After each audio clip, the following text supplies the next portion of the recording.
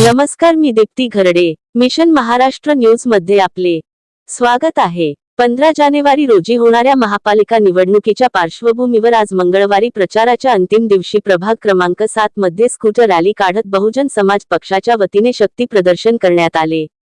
या रॅलीच्या माध्यमातून प्रभाग क्रमांक 7 चे बहुजन समाज पक्षाचे उमेदवार योगेश लांजेवार, विरंका भिवगडे, मोहम्मद जमाल आणि हर्षला जयस्वाल यांनी विजयासाठी जनतेचे आशीर्वाद घेतले. न्यू इंदोरा येथील नागोबा मंदिर येथून या रॅलीला सुरुवात झाली. यात मोठ्या संख्येने बसपाच्या विविध आघाड्यांचे स्थानिक पदाधिकारी, कार्यकर्ते व नागरिक सहभागी झाले होते.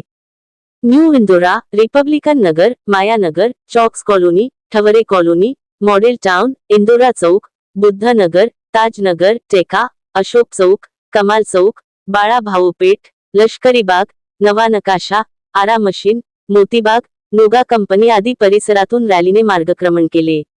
या ठिकाणी नागरिकांच्या वतीने बसपा उमेदवारांचे स्वागत करण्यात आले.